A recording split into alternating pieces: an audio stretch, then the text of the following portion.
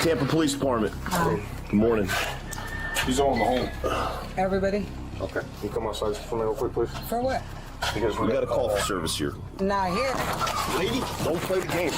You ain't gonna do that. Don't do this. Grab her. Ma'am, stop. Ma'am, stop resisting us. Stop resisting us. We're here for a lawful reason, okay? Tapping, GMB, outside whole page on heat, real stories, real streets, tapping, GMB. This is Rotisha Silvius, and just feet away from her lies her 18-year-old daughter, Natavia Sanders, dying. Man, we got somebody on the floor, bro. In the moments that follow, officers are told this is a mental health crisis, that nothing violent had happened. But what investigators are about to uncover is a far darker story.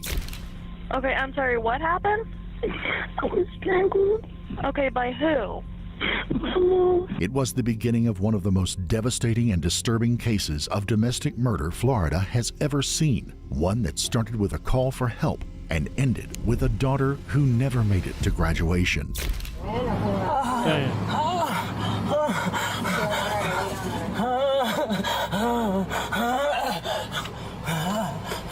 We don't know much about Rotisha Silvius's past, but she spent most of her life in Erie, Pennsylvania, where her mother and a few family members ran a number of shady businesses that masqueraded as health spas. But according to local authorities, the businesses were actually houses of prostitution. One of the spas was called Totally You.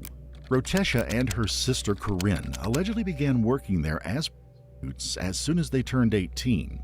Later, when prosecutors filed charges against their mother, Corinne claimed that she and Rotisha helped to manage the businesses. One of their duties was recruiting women to work as prostitutes, and they targeted young drug addicts because they were usually willing to do whatever it took to get enough money to get their next fix. It's unclear if Rotisha used drugs like some of the other girls, but somewhere along the line she began exhibiting signs of mental illness. Eventually, she was diagnosed with schizophrenia. Over the years, Rotisha may have had as many as 10 children with a number of different men. Her daughter, Natavia Samari Sanders, was born on February 15th of 2006. We know that Natavia's father's name was Willis, but it's unclear if he and Rotisha were married or if they had any other children together. Either way, little Natavia had a bubbly personality from the very beginning. And unsurprisingly for the girl born the day after Valentine's Day, she was absolutely gaga over the color pink. Later, she attended Strong Vincent High School in Erie, Pennsylvania. According to Principal Andrea Gloystein, Natavia always had a smile on her face. In fact, she couldn't remember a single day when Natavia didn't bound up the stairs grinning from ear to ear. Natavia was also one of the first children in the school's history to earn the coveted Principal for a Day title, racking up more good behavior points than her fellow students. After middle school, Natavia attended the Erie School District's revolutionary Cyber Choice Academy. This gave students the ability to take some of their classes virtually when they had other commitments or that just didn't fit in at school. It's unclear why Natavia did not attend high school in person, but by then she had blossomed into a beautiful young woman. Then, in the spring of 2024, Natavia, her siblings, and her mother, Rotisha, abruptly packed up and moved more than 1,100 miles, or over 1,700 kilometers, south to Tampa, Florida. Unfortunately, we don't know what motivated them to make such a big move just a few weeks before Natavia's high school graduation. In fact, we don't even know if Natavia wanted to go or whether she wanted to stay in Erie where she grew up. Whatever the case, they eventually settled into a home located on the 1900 block of East 23rd Avenue, about a mile or 1.6 kilometers northeast of downtown Tampa. It's unclear what Natavia's relationship with her mother was like or what may have transpired in the home on Friday, May the 10th of 2024. But early the following morning, a workman in the area saw Rotisha standing outside yelling and talking to herself incoherently. He apparently thought she was intoxicated, under the influence of drugs, or having some kind of a mental or emotional episode. When he called 911, he allegedly told the operator that he thought she posed a danger to herself and perhaps to the other residents of the neighborhood as well. Officers responded to the call, but for some reason they didn't take Rotisha into custody. This could have been because she was gone when the officers arrived or because they didn't have sufficient cause to detain her. But authorities received a second call from the same location later that morning. At this time, the caller was Rotesha's 18-year-old daughter, Natavia. Tampa Police 911. What is the address of the emergency? I'm just trying to get strangled. But I just woke up from passing out. Okay, I'm sorry, what happened? I was strangled. Okay, by who? My mom. I'm sorry, by who? My mom. Is she still there? Yes. How long ago did this happen? This happened like 34 minutes ago. I just woke up.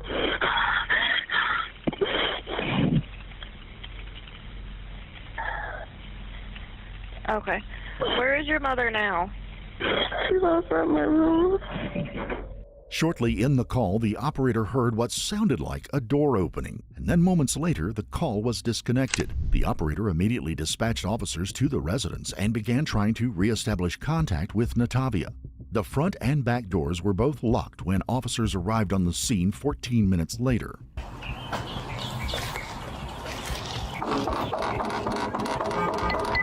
I know you're in the home. Just come to the door.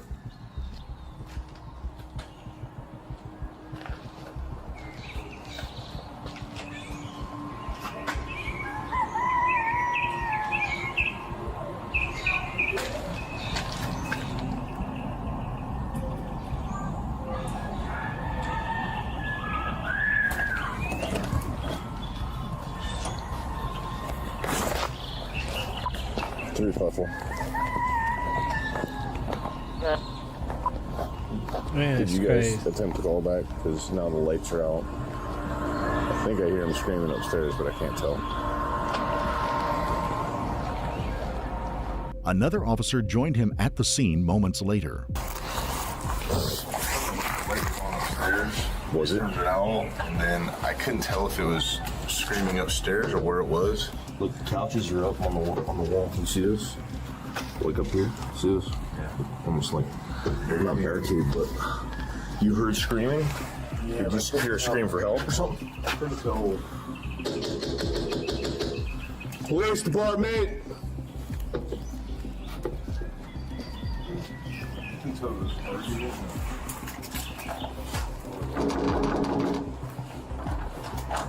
Tampa Police! Come downstairs!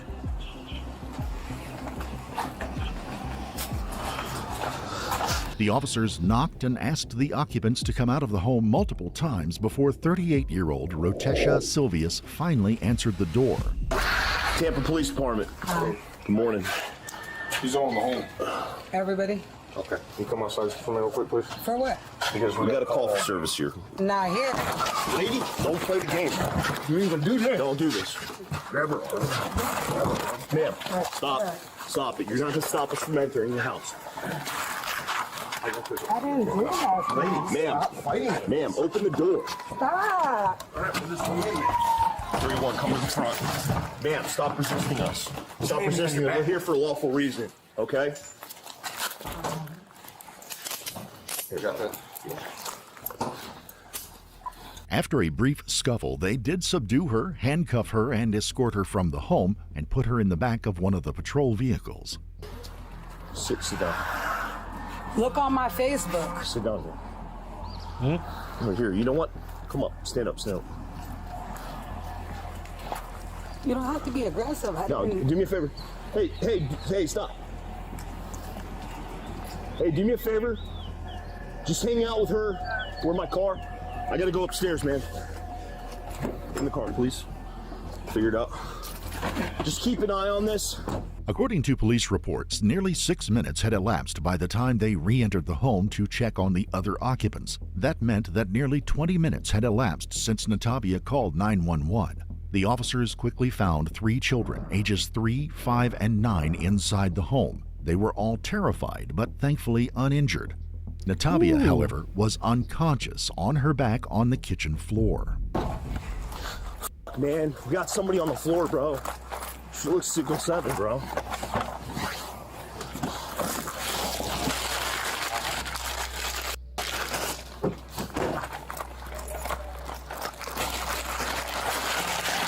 One of the officers performed CPR while the other requested an ambulance. Upstairs. Man, this shit's crazy. What? No, she's in the kitchen. Kitchen. Oh, right here, man. Okay. Kitchen. Your own mama, man. Not responsive at all. Found her here, possibly choked out, maybe a very faint pain. All right, let them do their job. Yeah, I'm gonna let them take over here. Yeah. Try to keep as many people out as we can. Let fire do what they got to do, and then we're gonna broke this out. Crazy. Rotesha was in the back of the cruiser when the ambulance whisked her unconscious daughter from the scene. We'll never know if she saw Natavia being taken out of the home on the stretcher, but shortly thereafter, she was sprawled out on the back of a patrol vehicle when officers went to check on her. Step out. Oh, my goodness. Step out, ma'am. We're gonna.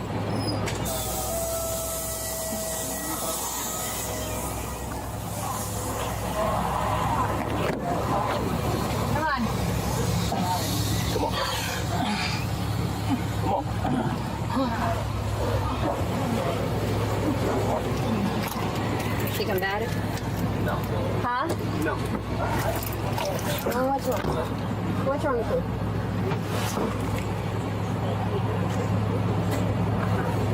Alright. Can we stop? Can we stop acting like this, please? So I can do your search?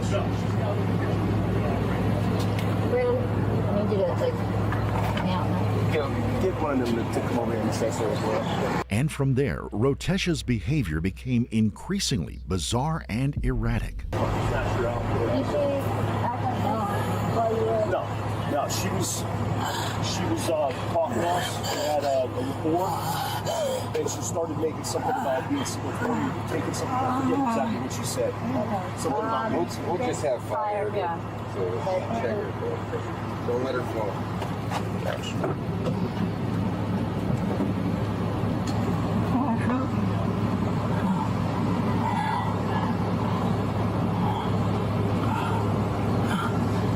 Put it back in.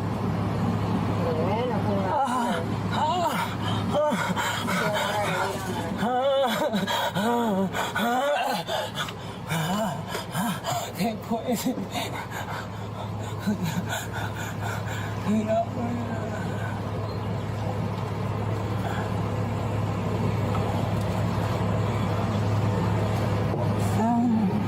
Come on.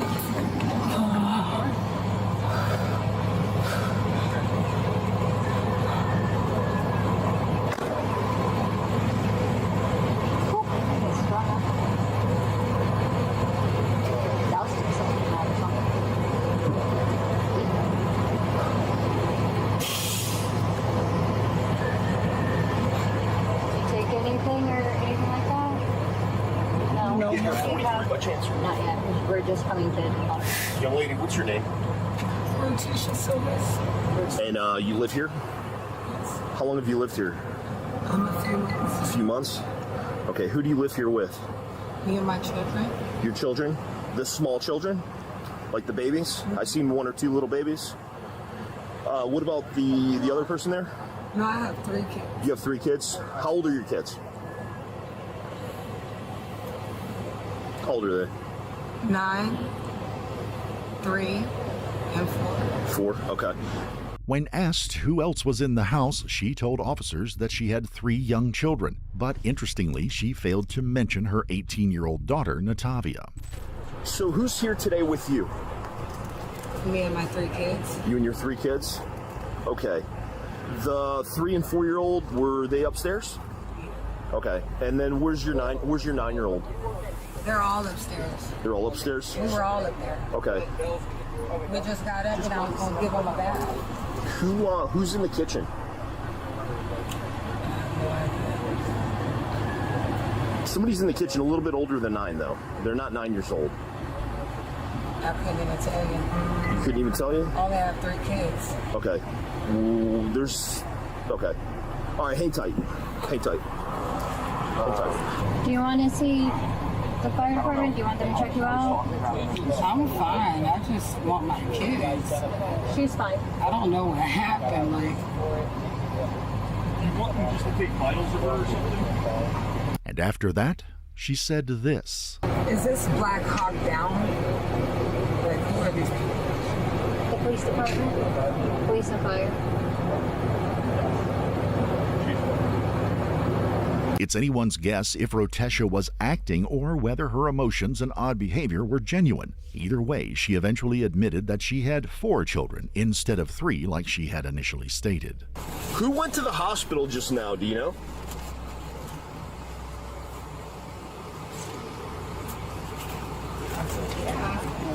Who is that? Oh, you have 4 kids? Okay, what was that daughter's name? EMTs attempted to attend to Rotesha's minor wounds shortly after arriving.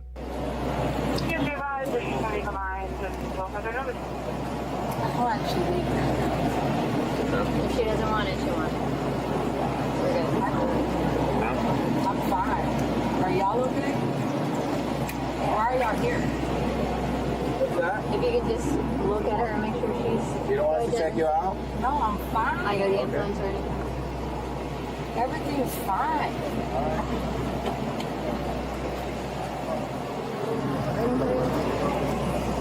Thank you. I appreciate it. Somebody else come here. Alright, we're gonna walk over to the other car, okay? You able to walk? Yeah, I'm fine. After that, the officers took her in another cruiser. At that point, she changed her mind and asked for medical attention just as the officer was about to take her into the police station. However, she seemed genuinely surprised when she found out that she was going to the Hillsborough County Jail on Orient Road and not to the emergency room. He just said that I could go to the ER and they'll give me an No, X-ray. you'll do that at the jail. They have, yeah, the Orient Jail has a whole medical staff there that Why? We're not going to the hospital. especially for that. Yeah. So is there anything else you need them for, ma'am? Okay. Thanks, guys. Sorry. No worries. I told her I'll give you a band-aid. Yeah. Natavia was alive but in critical condition when she arrived at a nearby hospital. Back at the home on East 23rd Avenue, the 9-year-old told the responding officers that she heard Natavia screaming in distress just before they got there. She also said that she crept down the stairs and saw Rotesha on top of Natavia with her hands over her nose and mouth like she was trying to prevent her from breathing. While Natavia was fighting for life, her mother, Rotesha, was arrested, booked into the Hillsborough County Jail, and charged with domestic battery and resisting arrest. Emergency room doctors did what they could to stabilize Natavia's condition, but by then, nearly all of her brain activity had ceased. Sadly, she succumbed to her injuries 2 days later on Monday, May the 13th. Needless to say, her friends, family members, and former classmates back in Erie, Pennsylvania were absolutely crushed when they heard the news. A few weeks later, on May the 24th, prosecutors added 1 count of first-degree murder to the original charges after the medical examiner determined that Natavia was murdered and that her death was caused by mechanical asphyxiation, or in layman's terms, manual strangulation. Rotesha remained in the Hillsborough County Jail without bond, but in October, her public defender persuaded the court to order a psychiatric evaluation based on her history of mental illness. After that, the Florida Department of Children and Families placed her in a mental health facility where forensic psychiatrists evaluated her to determine if she was mentally ill and competent to stand trial. At that point, it looked like Rotesha might never have her day in court for killing her daughter. After all, there was a good chance that she would be found incompetent to stand trial based on the fact that she was previously diagnosed with schizophrenia. However, the evaluators determined that she wasn't eligible for continued commitment in the mental health facility, and as such, they sent her back to the Hillsborough County Jail. Rotesha was deemed competent to stand trial in late January of the following year and had her first scheduled court appearance in May. As of now, it is unclear if she will actually go to trial or whether prosecutors will offer her a plea deal. We would like to express our sincere condolences to Natavia's family. It's a sad situation, man. To be unalived by your own mother for what reason? Why have kids if you want to harm your own kids, man? You know, I understand some kids be disobedient, but that don't mean you gotta go and unalive your own kids. Unless they're trying to harm you, you know, and you have no other choice. But in this case right here, it just seemed like this woman was on something. Like she was on some type of drugs. I don't know. She ain't right in the head. I send my prayers to the family. And I hope she get justice, man. Y'all drop y'all thoughts and opinions in the comments. I'm gone.